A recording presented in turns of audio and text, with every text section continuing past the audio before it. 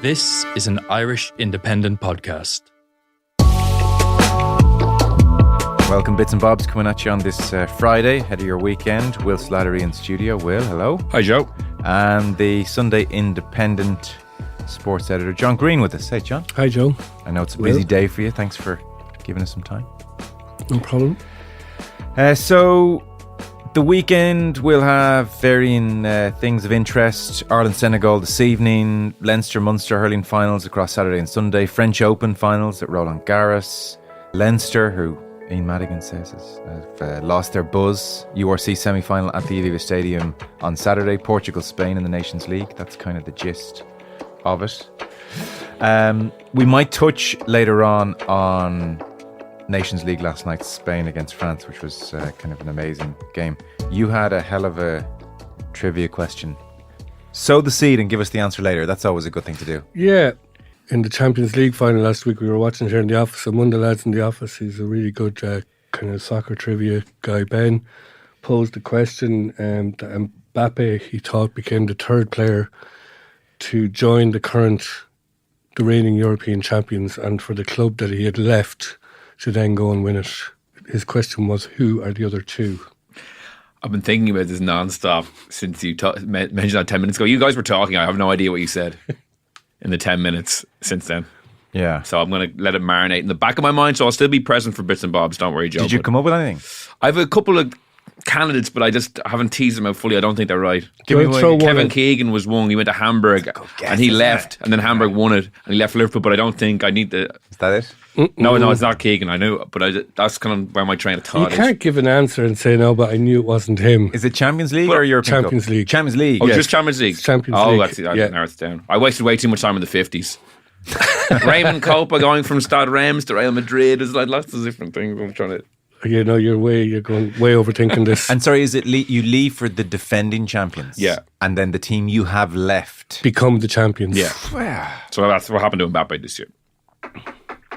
Now, I will say a couple of people straight away got one of them, and they got a couple of people, I think I might have been one, I can't remember, got the club. All right, okay. Well, no one's going to pay attention to the next half hour. Certainly will, isn't anyway. So it was announced Aaron Rodgers has signed a deal with the Steelers, Pittsburgh Steelers. I mentioned that because, of course, they're coming to Croke Park later on in the year against the Minnesota Vikings. 41 years of age. He joined the Jets, did his Achilles on his debut, kind of a washout season. Would he retire, won't he? So he's going to pitch up with the Steelers and bring his own brand of self-aggrandizement to Croke Park. The experience economy is booming, though, because... You know, there was no danger this wouldn't sell out, I suppose, but 82,000 people is a lot of people nonetheless. But, you know, I guess there was a sense this was always going to be a hot ticket, wasn't it? That would have been my sense when I saw the emails coming out. You'd be a little bit panicked. Am I going to be able to get in on this? Or okay. Yeah. Well, doing the rounds at the moment are emails to premium seat holders from Croke Park. So this is going to give you a sense of where the market is. And so part of the email reads, as a premium seat holder, we're delighted to invite you to an exclusive ticket pre-sale. A limit of 4 tickets per person. Ticket prices will range between €475 and €495. Oof. So $1,000 for yourself and missus to head along to the NFL for a day out. Are we getting into the... That's a lot. That is steep. I'd be interested to see what the pricing is for the non-premium tickets, because I presume that's the upper limit, but I don't imagine that the non-premium will be like massively cheap either. I don't think this is a game that'll have a ticket less than 150 quid, even at the worst seat in Croke Park, I'd imagine. Yeah, so it is worth saying. This is emails which went out to premium seat holders, so we're presuming it's for a premium ticket. Well, an All-Ireland final is €100, isn't it? Yeah. So it's going to be north of that. Yeah. And for the cheapest seat. This isn't a once-in-a-lifetime opportunity. Like, I imagine if this goes well, they will come back at least semi-regularly, if not annually. Like, I think that could be on the card. So it's not like if I don't get to go to this game, I might not get to see an NFL game in Dublin ever. I might wait until the interest in 5 or 6 years is tied down a touch and then maybe pounce. There was down. a deadline, isn't it? Is it Monday? Yeah. So if you want to get involved in this you got like 5 days to make up your mind, and I don't know if you have to pony up then straight away. I'm sure you do. I'm sure you do. People who got that pre-sale link of 5 days to get €1,000. Ugh. Well, you can buy up to 4. Oh, so for $2,000. $2,000, yeah. $2,000. Well, the only thing is the games last quite long, so you're getting more bang for your buck, more kind of action per minute. More go in and spend a tenner on a bag of chips across the afternoon and like inside, premium doesn't get you free food. No. You still have all that on top of it. I'm presuming they've used very smart algorithms and people to perfectly adjudge the market and therefore the price point. But I don't know. I don't know, like the London. How many people drop London 500 games. quid a ticket to sit in a premium seat? Yeah, I'm not sure. There's obviously plenty of money swooshing around somewhere. And there's Americans coming here as well. It's not just like to target Irish people. I wonder how much of the crowd the visiting crowd will they make up 25% of it? I don't know. I'd say at least. Going by the college games and the amount of like the people college travel games for get them. big. That's like Nebraska versus Iowa and stuff like that. Like this is like Steelers Vikings. I don't know. I think a lot of people, the Dublin and the Ireland element will generate, I would imagine, a lot of interest. Plus, like with Rodgers, and I didn't realise that like they don't have a quarterback basically. So unless he gets some kind of injury, he will definitely start. Could be. So I could easily see it blowing up pretty quickly. Though, will he last till the end of September? Well, we'll see. It does underline the experience economy that was booming. I mean, we've touched on this, be it concerts or sporting events now. It's getting to a point where you can charge what you want. People would just pay it for various reasons. Well, I was interested in your conversation during the week about the attendance at Leinster matches and maybe there is a point where you reach where you can't charge what you want. People are going to... I definitely think, I was listening to you talking about it, there was definitely a sense last week of people having made a decision to sit that one out. Yeah. I guess maybe the difference there being they know there are bigger days ahead, tomorrow, for instance. But it's still promoted as an experience, isn't it? Going to a Leinster knockout game. And not to preempt this Saturday, because Leinster definitely could lose to Glasgow, like that's where they're at the moment. But if they had to confirm Croke Park, I'd be fascinated to see what crowd they'll get to Croke Park if they got to a final, just judging them from the last few weeks. Well, especially because South African fans won't travel. Like if Bulls and Sharks aren't going to bring a huge cohort, it could be like a very small, it could be like a Leinster Championship semi-final kind of crowd potentially, but you don't know. I would have said 40,000 would be a good show, wouldn't it? Yeah. Very. Rory McIlroy has broken his silence. He's playing at the Canadian Open, where Shane Lowry started very well, by the way. US Open is on next week. So interesting on a few fronts, as is his wont generally. He was talking about why he didn't speak to the media last week, which we'll come to in a second. But I suppose maybe what made headlines as much as that is he was asked, what are you chasing these days? And he kind of said nothing really, and went on to talk about his motivation post-Masters. And, again, he just an interesting fella and very giving. Not everybody would admit to this, but here's what he had to say. I don't know if I'm chasing anything. I would certainly say that the last few weeks, I've had a couple of weeks off, and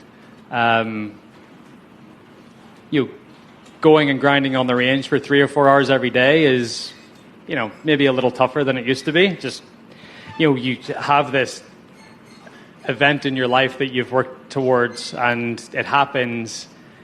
Sometimes it's hard to find the motivation to get back on the horse and go again. So I think the last 2 weeks have been good for me, just as a reset, just to sort of figure out where I'm at in my own head, what I want to do, where I want to play.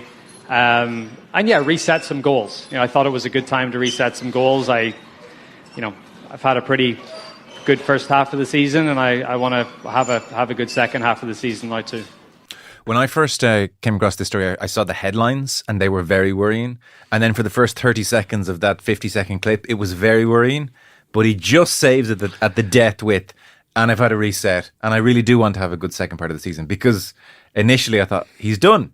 I'm finished. I can't practice anymore. I had the exact same reaction. The first half of that clip, you're going, oh God, what's he done? And he kind of redeems it a little bit in the second part of it when he's... Yeah, not as worrying as I thought for a while. I'm listening, I'm going, would you not want to go head-to-head with Scotty there and try and take him down a couple of times? Yeah. Or, is that not a motivation for you? Or... And what was funny is, this is only about 2 months later. You think these quotes might be a year later, 2 years later. It's only been 2 months. And he's like, I just really struggling for my motivation. He's a guy in his late 40s looking back. It's funny. He's entitled to a couple of weeks of partying, 100%, yeah. So, Rory, he's very verbal in terms of he'll give you what he's thinking. And is Scotty Scheffler would never I don't think, go into that kind of level of, I suppose, thought of his own frailties or vulnerabilities. I don't think, but still, it's funny because you said it in the Masters review in like that brilliant intro you wrote. You said, I think anything he does from here is gravy. And that kind of speaks to, like, it's hard to know how he's viewing his career now. Like, I would say he still has a lot of golf left in him, clearly, but also that if he didn't win another major, it would be a major underachievement for his talent and where he is in the game. So it's interesting to see what he's kind of figuring that out himself in real time, it seems. Yeah. Have you written him off already now for Oakland? I have. Yeah, I'd be surprised. Yeah. And the type of course that it is. Well, technically, it should suit him if he was driving the ball really, really well. But I mean, the rough there is egregious. Yeah. And it's a bomber's paradise. And he's put the new version of the tailor-made driver into the bag for the first time this week. And yesterday didn't go especially well. And he had tried it earlier in the season, didn't like it, and put the old one in the bag. And then there was obviously the testing of that driver, and so that's gone. And now he said, okay, well, I'll put the new version, the new model into the bag. And so, thus far he hasn't loved it. So yeah, it doesn't feel like, God, he's all primed to hit the ground running on Thursday next week. So, yeah. And just the general vibe. That flatness, like that, The notion that he's not chasing anything anymore, I find curious because, like, he has 5 majors. Brooks Koepka has 5 majors. Scotty Scheffler, like, he's chasing history. He hasn't even beaten Nick Fallow's record. Like, the idea that, like, there'd be nothing left to do in golf is wrong. I think. Like, as in just looking at the facts, there's loads of different milestones or things he can hit that would, I presume, kind of get him energized. I think to John's point, though, about the emotional energy expended, like, he might not even have realized yet just how much that took out of him, like, just expending that. And it might take a year. It might take this season almost as a write-off until he can reset. Maybe Augusta next year kind of flips him back in. Who knows? But I just think the notion that he's kind of achieved everything in golf now and he can't get up in the morning to go to the range, I just find curious because Scotty Scheffler is the best player in the world by consensus, I think, and there's lots of milestones left to hit. No, there are. I guess the Grand Slam just became such a big one that maybe he had stopped setting other targets and now needs to do that. Look, cling to the reset part. Let's all cling to that at the end. The clip plays like somebody, and that Roy does that sometimes, just kind of almost thinking out loud to himself. Bit, yeah. And the word is now, so he's moving to Wentworth. So I don't know, I mean, motivation to go hit balls there and the winter, I mean, that'll be zero. Although there's talk maybe it's just for summers and he'll still be in Florida. But even that's all interesting. Because even just a few weeks ago, when Lowry was going well, he was talking about how the move to Florida has been incredibly positive for Lowry's game. It's allowed him to practice year-round, all day, guaranteed weather. It's something he's talked about several times in interviews, that it has been a major factor in his upsurge. As you move yourself to Surrey. So again, all of this, there's lots going on. I'm just delighted he's come back to being a content machine so quickly. He was back with a bang. Thankfully. So then he was asked, obviously, about the silence at the PGA, the major, where he didn't speak to the media for the 4 days. And he just went through it quickly and said, didn't play well the first day, so I wanted to go practice. So that was fine. Second day, we finished late. I wanted to go and see Poppy before she went to bed. Then the driver news broke. That his driver was non-conforming. I didn't want to really speak about that on that Saturday. And also, I was supposed to tee off at 8:20 in the morning, didn't tee off until almost 2 o'clock. It was another late finish. I was just tired. I just wanted to go home. And then Sunday, I wanted to get in a plane and go back to Florida. So he was saying as well that, I mean, that's fine, but equally, you can do a 3-minute TV interview, and still pretty much get on a plane and go home. But he added that he was annoyed that the SiriusXM radio show had publicly named him on the Friday as having a non-conforming driver. I was a little pissed off, because I knew that Scotty's driver had failed on Monday, but my name was the one that was leaked. It was supposed to stay confidential. 2 members of the media were the ones that leaked it. And he says, so I didn't want to say something I regret. I was trying to protect TaylorMade, trying to protect the US PGA, the PGA of America, myself, I knew that Scotty's one had failed, but that wasn't on me to share, and the process is supposed to be confidential, and it wasn't for whatever reason. That's why I was pretty annoyed at that. It's very striking the way he phrased that 2 members of the media were the ones that leaked it. Not to be semantic, but the media don't leak things. The media report things which are leaked to them. The only way where I would say, fair enough, 2 members of the media were the ones that leaked it would be if they were told it's strictly off the record, strictly in a way that shouldn't be reported, and then they reported it. Well, I'm open to correction on this. I got really interested in that story that weekend for some reason. Listen, who can resist a non-conforming driver controversy? Like it's incredible. I like those left field things. And Brian Keogh and Paul Kimmins were there, and they had done a couple of videos on the Saturday night and the Sunday night, and they were on the ground and they were kind of explaining about what was happening and the mood around Rory's camp and how annoyed they were about this. And then Paul McGinley was on with you, was it on the Monday? And he was in the same vein, and he was brilliant as well, just listening, explaining this whole thing. And the whole thing that weekend had been, why is this a story? Because this happens before every tournament. There's generally, I think there might have been, there was more, it wasn't just Scotty and Rory, there were others, but they were obviously the two high profile ones. And Sirius XM is an affiliated, it's an affiliate. So I think this is where Rory kind of got a bit muddled in what he's saying there, but I think I know where he's coming from when he says two members of the media. They were affiliated USPGA Tour guys who are part of the Sirius XM thing. So I suppose he conflated that in his head as being these two journalists, but they're affiliated journalists with the PGA. Yeah.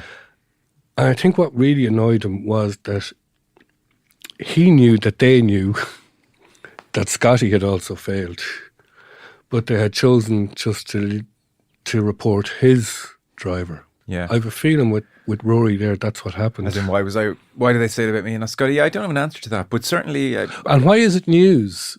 See, that's the other thing. Okay, if it happens every week to a number of golfers every week. Yeah, I appreciate that. It's not of interest or of news in the sense that McIlroy has done something wrong or nefarious here. But It's not that. But it's of interest in that it's very disruptive for one of the favourites going into the tournament that his driver's been taken out of the bag. Correct. So I found it interesting in that way.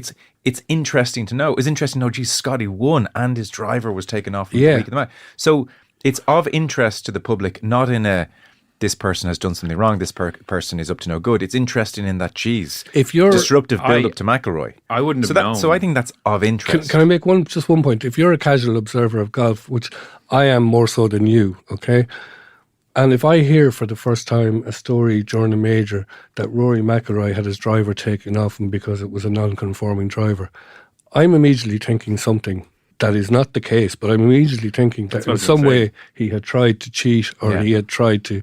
And that's why I was so interested in McGinley and how he had explained it and stuff. But unless you take the time to inform yourself of what this means, it's quite a loaded headline to be faced with on the week of a major. I accept that. I can see how he wouldn't love it, but I think holding it against the media is the wrong angle here. Who from the testers let the media know? Why does Rory know Scotty's one failed? Why does everyone on the property seem to know Scotty's one failed?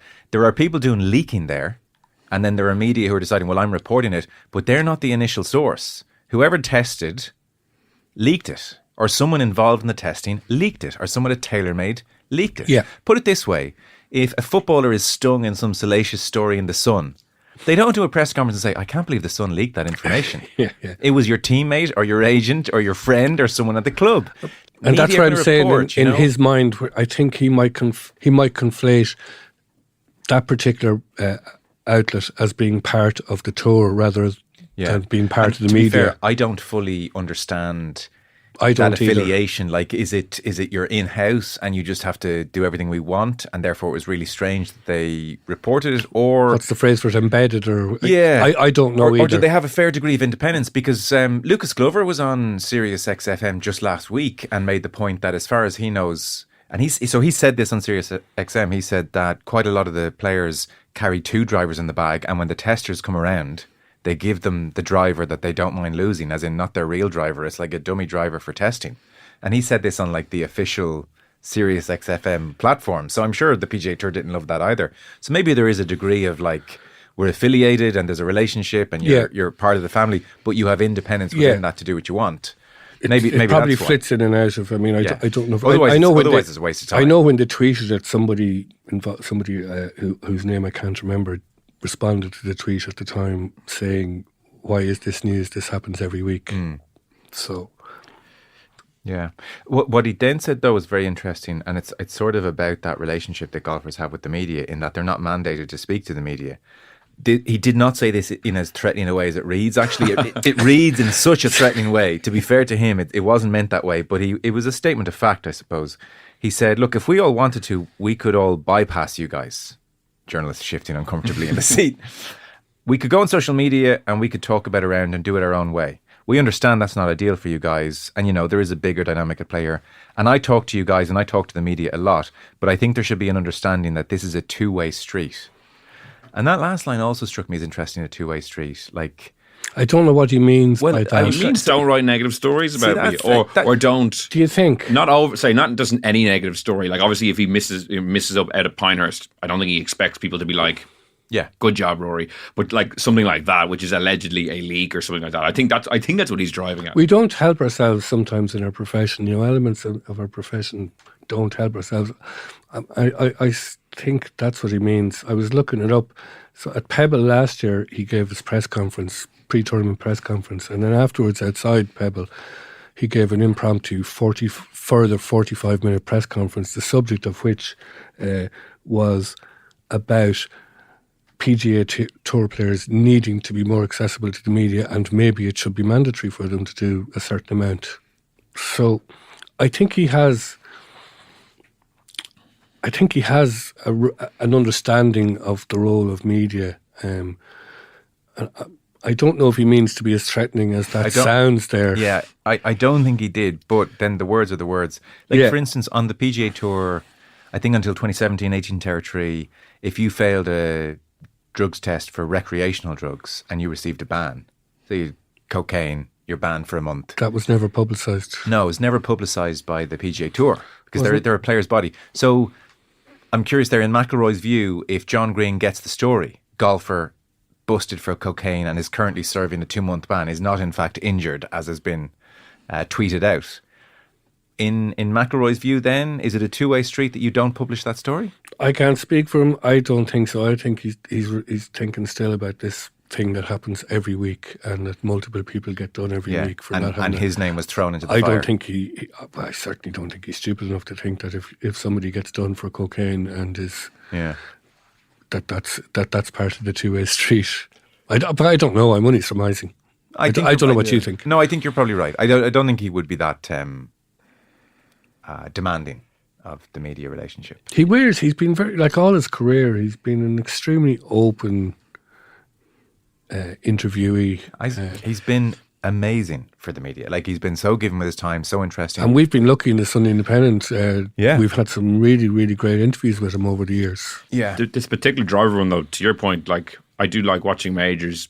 When it said Rory McIlroy's driver failed, I had no idea what that meant, and I was like, "Oh Jesus! Like, was he using an illegal driver at Augusta or something?" There was no clarity really provided other than the fact that he failed. So I can see why he'd be like. See, I think in hindsight, and it's, I'm not a PR expert, and maybe there's a PR playbook, but if I was there that week and it had blown up the way it did, I would have said, "Listen, you can explain this away in about 40 seconds, given how articulate and smart you are. The worst thing you should do is suddenly hide from the media. It looks like you're running or like there's something iffy here. This is not a controversy in the slightest. You can explain this in, like I said, 45 seconds. Do that on the Friday when it breaks. You don't have to throw TaylorMade or anyone else under the bus who else he was trying to protect. Like, the whole business of I knew Scotty's had failed, but I didn't want to reveal that. Like, I'd say there's a lot of things. I didn't think he looked like he was running. I thought he was pissed off, and I think he was pissed off with the tour, and I think he was pissed off with. But on the point though, that I didn't want to say anything because I didn't want to reveal that Scotty's one had failed. Like, McIlroy does interviews every day of the week where he doesn't reveal every single thing he knows. He would have been able to carry that off and talk about his own situation, and could have said other players fail all the time. So I don't know. I still think it's a strange handling of the whole thing. I get that he's annoyed, and why was I mentioned and nobody else was? And, do you not think it's odd that there's an entire media circus there, and they all seemingly knew by Saturday night that Scotty Scheffler had also failed. Yeah. And yet nobody reported it until Scotty came out after he won and said, I find all of it odd. Yeah. Okay. That's where we're going with this. The whole thing was bizarre. The whole relationship on the property here with these golfers and journalists, all of it's odd. Yeah. Why Rory's named in the first place. I've no one never else. been. You've been there, and you've done but I golf mean, tournaments. Yeah, but I'm not, whatever the corridors of whispers, I'm not getting all the stuff. I'm not hearing, you know what I mean? So why Rory's named and the others aren't, I don't know. Why he considers that a leak from the media as opposed to from the people who tested, I don't know. Who's the leakers and the leakies? It's not, the leakers are not Sirius XFM. They're not. But that's who he seems to be annoyed with, as opposed to the people who told Sirius XFM. And then why other people, if they knew Scotty's had failed, they didn't report that as well, is doubly odd. And I can see why he's maybe annoyed at that. So I find all of it odd. It's a weird world which has been shrouded in winks and nods and close relationships and a PGA Tour that don't reveal everything to the media, and they don't even know what the rules are, I kind of think. And I on a completely about this whole thing about the driver, and I was listening to McGinley explaining about how the face gets thinned down and all this stuff, and by complete chance the other day a reel popped up. You know the ways these random things can pop up on Instagram or TikTok, whatever, and it was Jack Nicklaus talking about a 3-wood that he'd had in his bag for almost 30 years on and off. Yeah. Until he finally moved away from using wooden clubs entirely. I was just wondering what the face like that would have been like after 30 years. Big asterisk on all his majors. If I get you Major, reading, if I'm reading you right. Yeah. I can certainly see his annoyance that, you know, the casual fan would have thought non-conforming. Well, I wouldn't. You know. Well, I feel like I'm above we're a not casual that's fan. what I was going to say. And yeah. I still was like, oh, Jesus. And he's not speaking to the media. What does that mean? I see, not speaking to the media. Is this see? like mechanical doping in cycling or something? Or is it like... Yeah. Yeah. You see, it had happened to Xander at the Open before, in, I think 19. But you see, you'd know this. This is, you know...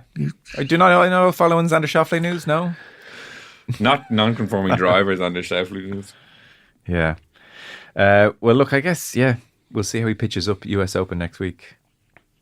There was an email in ages ago, actually. I don't know why I thought of it today. We read it at the time in the office to each other and said, we must come back to that because it's kind of interesting. So End of February just came in. I don't know So why you've been sitting on this. It popped into my head. This gives it this puts undue expectation on this email. The listener should brace. Make sure you're sitting down when you hear this email. No. People are going to expect some serious investigations have been carried out on the back of this. It's just there were other rugby things to talk about. So it's Owen in London. Congrats on the show. Great addition. A lot of the coverage around the Irish rugby team these days often mentions how they're the best team we've ever had, something I don't dispute. Why, though, does it feel like very few of these players will hold the same legendary status as O'Driscoll, Rog O'Connell, or many others from the noughties era? I do find it interesting for someone like Josh van der Fleer, a World Player of the Year. Will he have the same lore as Sean O'Brien does when he finishes up? O'Mahony and Sexton definitely have that legendary status, but I feel the likes of van der Fleer, Ringrose, Caelan Doris, Furlong, James Ryan don't quite have that same mythology around them. Perhaps I'm wrong. All the best, Owen in London. Great point, full stop. I think it's I think we agreed at the time that it was an interesting email and there was a good deal of truth in it. And why do we think that's the case? Well, I guess to achieve, I suppose, legend status, as that email refers to it, like it's not just on field. It has to be like a degree of personality or character or edge. Not all of those three necessarily have to be in one, because not all those players he listed, ticked all three of those boxes. But being an unbelievable player is not enough to guarantee you iconic status. Like we were chatting off air, the players in the Ireland team now, outside of some of the overseas guys like Mark Hansen and James Lowe, aren't huge personalities, they're not huge characters. Funnily enough, it's an issue on the pitch as well in terms of leadership. Like that's always been discussed when, like, Sexton's retirement, Peter O'Mahony gone. Where are the leaders in the team? And that manifests itself in, I suppose, their off-field personas as well. They're all fairly reserved, pretty down the middle guys. Like you probably would have interviewed a lot of them over the years. Like Mac Hansen would be very different personality to some of the other guys. Why their personalities are like that, or why they're not willing to show personality, I'm not sure. I suspect it might have something to do with the fact that they're now kind of hothoused in this rugby environment from such a young age. Like their schooling is now like their week is almost planned like a professional week. The ups and downs, the rhythms peaking for Saturday. That like they're almost like preconditioned to get in that headspace of like, this is what I should be like as a person as well as a player potentially. I don't know. Yeah. Dare I say? Can I use the word without meaning it in a really offensive way? Just boring.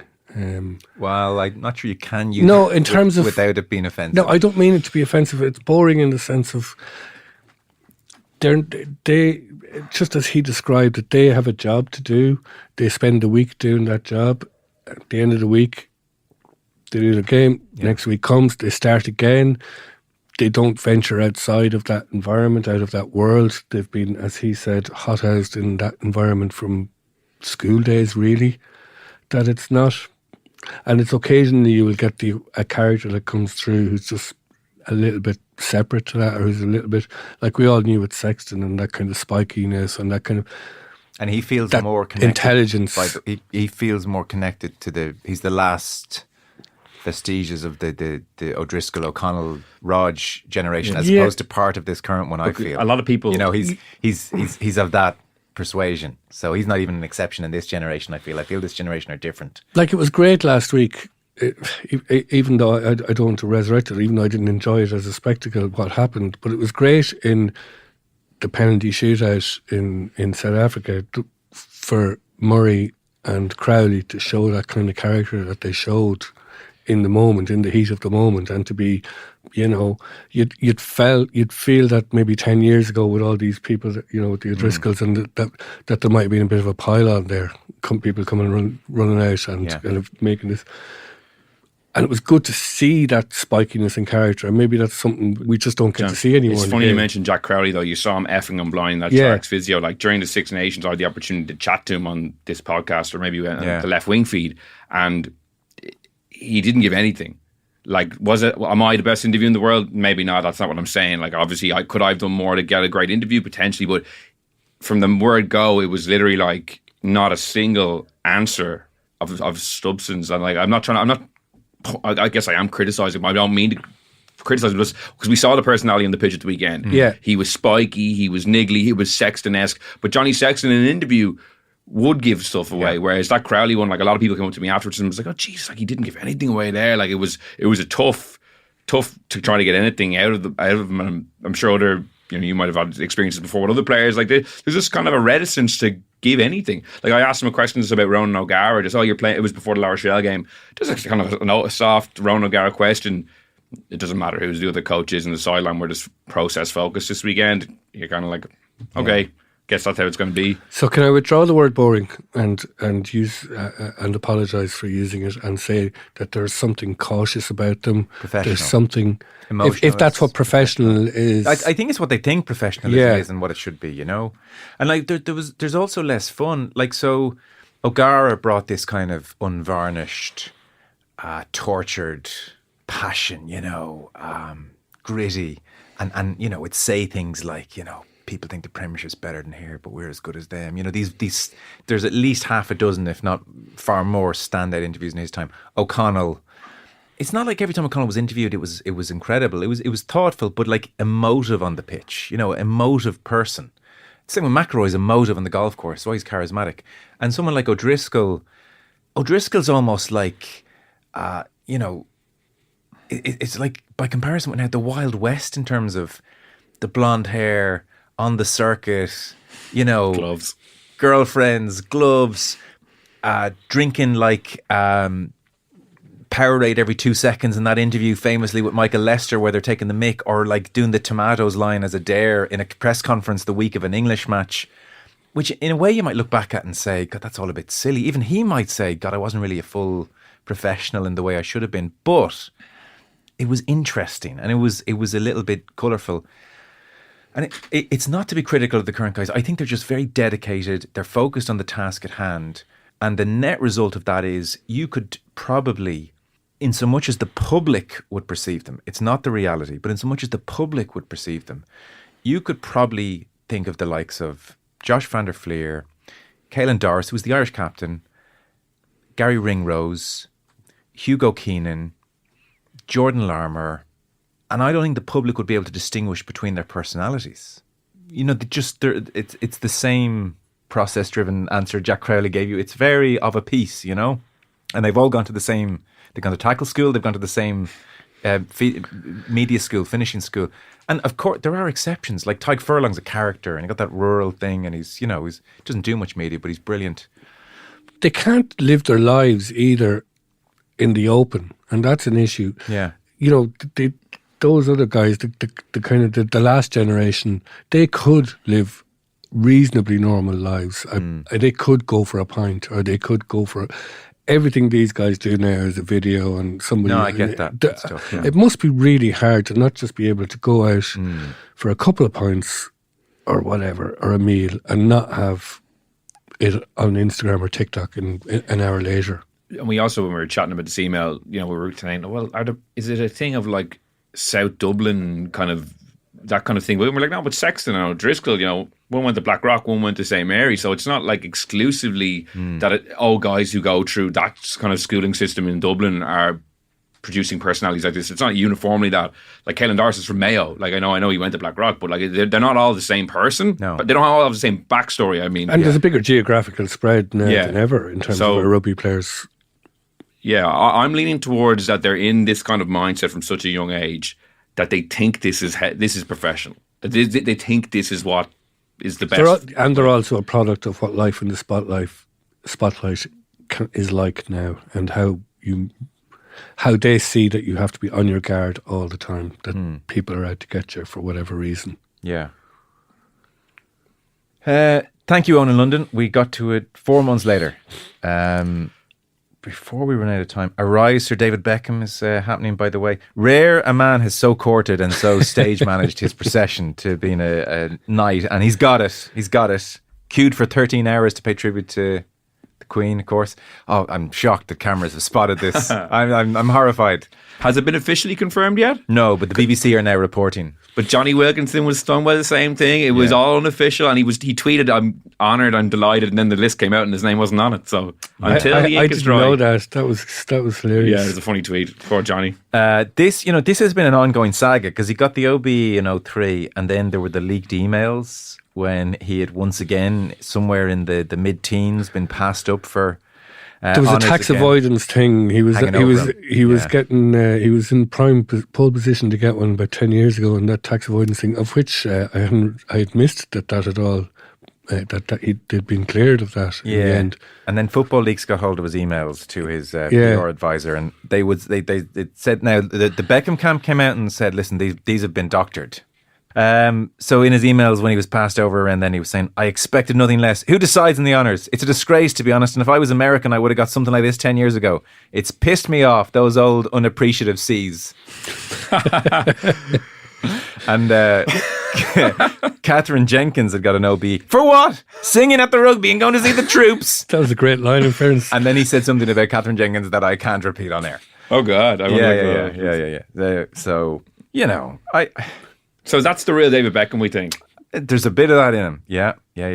This is a guy who takes 150 million from Qatar for 10 years when he knows full well, you know, he's just so. I didn't pick my words. You know, it's just so there's just a cynicism to the brand, and there's a. Back in the day when it suited him to be a gay icon, he did the gay magazines when they were like a thing in the photo shoots and leaned into that. And then when it suits him to take 150 million from Qatar, when he knows full well the problems with that, of course he takes the money, wants the knighthood. Yeah, just for all the vacuous brand building reasons. I don't know what the real David Beckham is, but the emails can't be discounted. But it's funny, like I feel like he has a really high approval rating amongst regular people. If we just went out in the street and just kind of polled 100 people, I feel like 90 of them would be like, have this kind of positive disposition towards him. Maybe. I don't think. But to be fair, a lot of people don't know. It might be positive, but it would be. They'd have a soft view of him in terms of. Yeah. They wouldn't know his real views on Catherine Jenkins. No. Well, I didn't until this morning, I have to say. Yeah. Well, look, he's done it. Nations League, very briefly. So this is going to come to a conclusion on Sunday or Saturday? Sunday night. It's been a big success, to be fair. This sure beats International Friendly Week. So Spain, France last night, 40 shots, 17 on target, 9 goals. Spain won 5-4, but they did lead 4-0 and 5-1.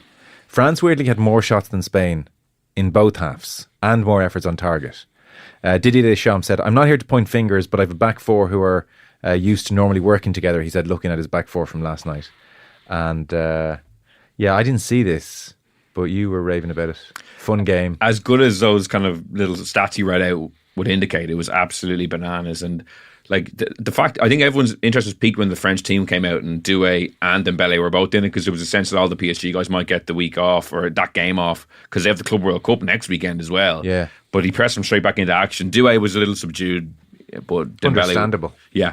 Understandable. And Yamal was Man of the match again. It's insane, this. His second goal was brilliant, wasn't it? He is going to win Ballon d'Or, isn't he? 17 years of age. Ballon d'Or.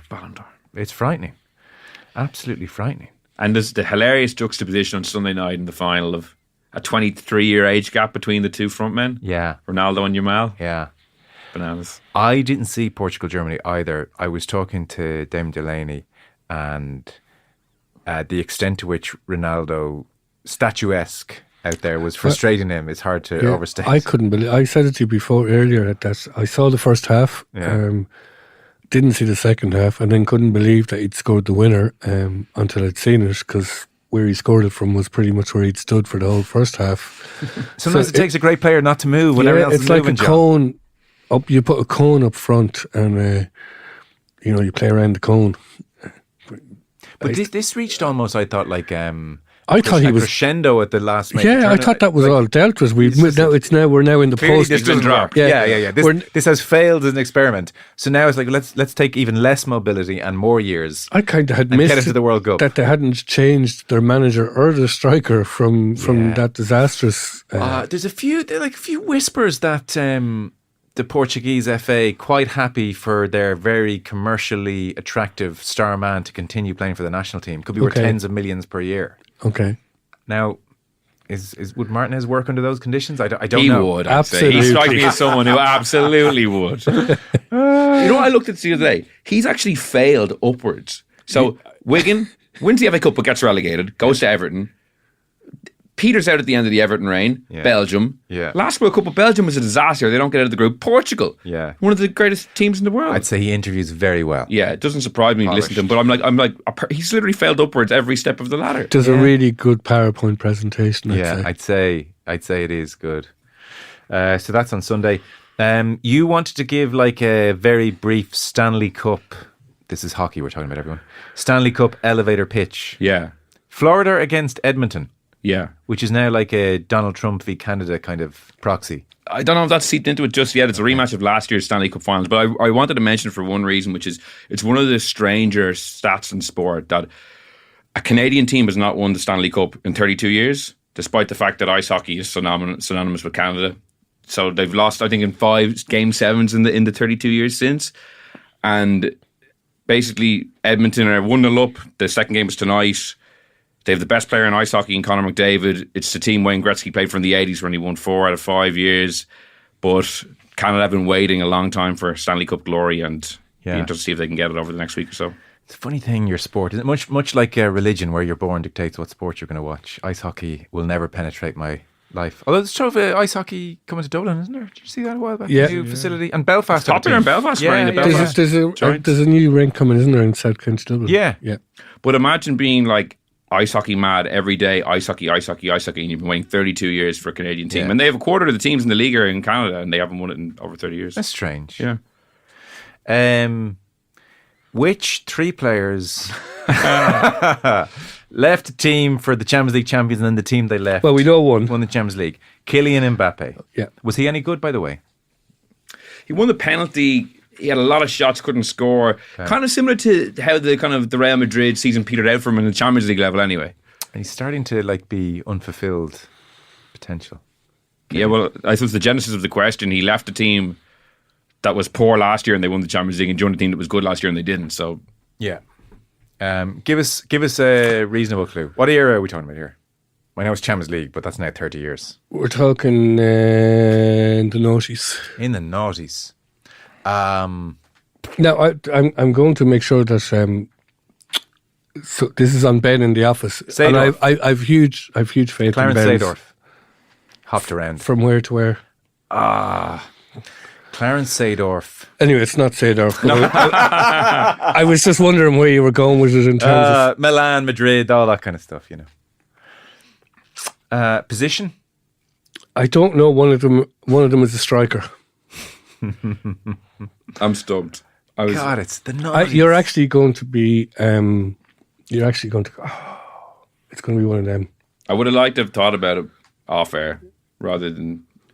Left. And hopefully there won't be a flurry of emails saying that there's actually more than 3. Join the defending champions from the. So you'd kind of be leaving a bigger club but going to a bigger. You'd kind of be. It's the same as Mbappe. You'd be leaving a big club but going to a bigger club. Did someone leave Liverpool in 04? Michael Owen. And then 05 Liverpool. That Madrid. feels like a kind of one that could have Yeah. happened. Is that right? No. Madrid didn't win the Champions League then, yeah. Jesus. I don't know who won the Champions League in the 2000s.